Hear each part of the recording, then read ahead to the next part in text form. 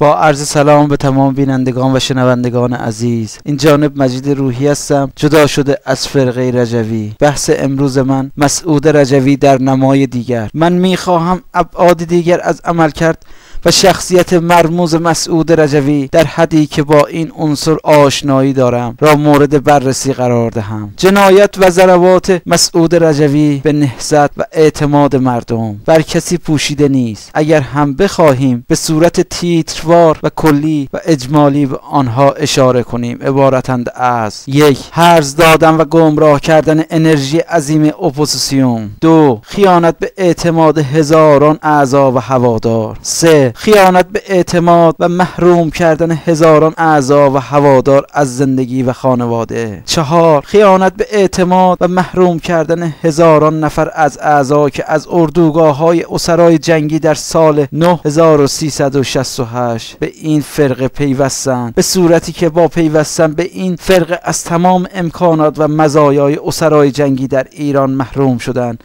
و خانواده‌های آنها هم توان سنگینی از این بابت متمحل شدند. 5. مسئولیت خونریزی و کشتار هزاران نفر از فرزندان ایران، اعم از اعضای فرقه و خارج از فرقه. 6. خیانت به منابع و منافع ایران در سراسر جهان و فروختن و خودفروشی به بهای ناچیز و غیره. برشمردن اینها مثنای 7 من کاغذ است، ولی من میگویم هدفم ارائه نگاهی واقع بینانه تر است، برای اینکه من هم نمیخواهم مانند رسانه های فرقه رجوی فقط خال زنگ بازی و عیب جویی را ترویج و تبلیغ کنم، بلکه میخواهم که بعد از این همه درد و رنج و کشتار و هرز روی انرژی، نگاه و دیدی وسیع و بلند و همه جانبه داشته باشم.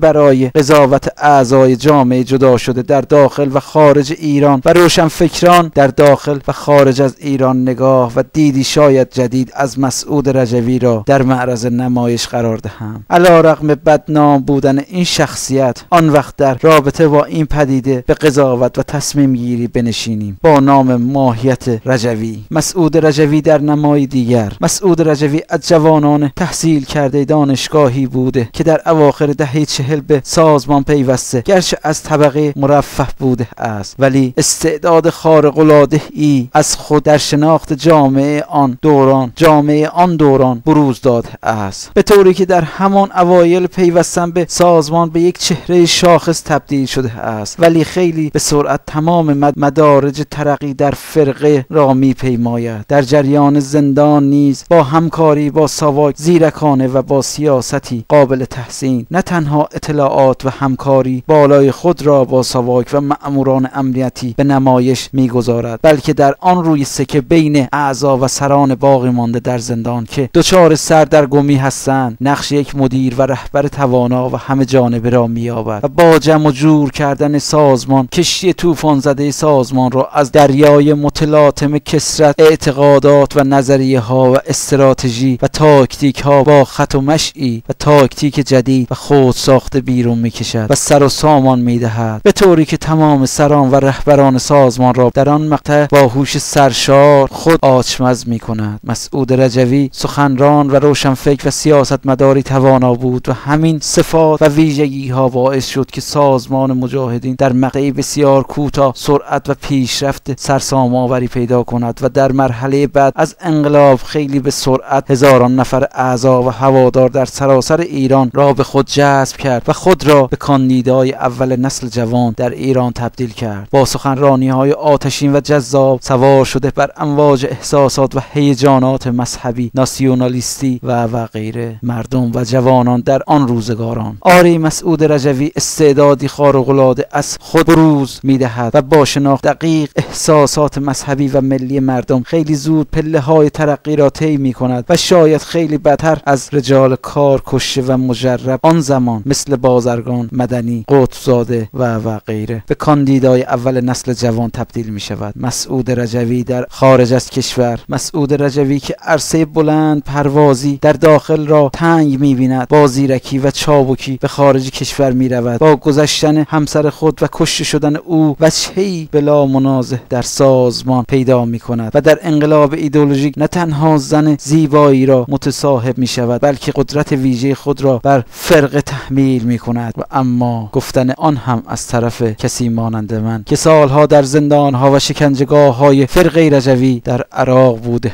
شاید مقداری عجیب باشد، ولی واقعیت این است که باید حقیقت را بدون احساسات و کینه توزیع، یعنی برخلاف شیوه رایج رسانه های فرقه رجوی گفت و نتیجه گیری درست کرد. حال سوال من این است که آیا هیتلر استعداد خارق العاده‌ای نبود که در مدتی کوتاه با شعار نازیسم آلمان را به یک قدرت بزرگ نظامی تبدیل کرد؟ و آیا چنگیزخان مغول یک آدم معمولی بود یا یک استعداد خارق العاده در جنگ و تاکتیک های جنگی و همچنین ناپلئون بناپارت و غیره؟ آری مسعود رجوی یک استعداد ویژه و خارق العاده در رهبری و سیاست بود و همچنین یک انسان مذهبی و دارای اعتقادات مذهبی و ملی. پس سوال این است که او چرا به این موجود و غول غارتگر و ماشین جنگ و نابودی تبدیل شد؟ جواب در یک کلام خلاصه می شود و آن هم جاه طلبی و بلند پروازی مفرط. آری مسعود رجوی در بحبوحه بعد از سقوط شاه و پیروزی انقلاب خود را محق رهبری و نه یک پله پایین تر می دانست و رهبری را حق خود می دانست و این موضوع بارها در صحبت‌های او و مریم قجر از زانلو مورد اشاره قرار گرفته است. با موضوع رهبری سرقت شده. شهوت قدرت چشم و گوش انسان را می بندد و اختیار درست اندیشیدن را از او سلب می کند. برای همین هم مسعود رجوی که استعداد خارق العاده خود را شناخته بود، از آنجا که در خدمت مردم نبود، این همه استعداد را در قنات و کانال تخریب و نابودی ریخت، در حالی که می توانست آن را برای خدمت به مردم به کار گیرد و شاید اگر اندکی جاه طلبی را کنار می گذاشت و از محبوبیت خود در راه خدمت به مردم استفاده می کرد، رئیس جمهوری می شد که باعث 30 سال آوارگی و دربدری و این همه انسان نمی شد که حال بعد از 30 سال تلاش و کوشش در نقطه و پله صفر و حتی زیر صفر باشند. با تشکر.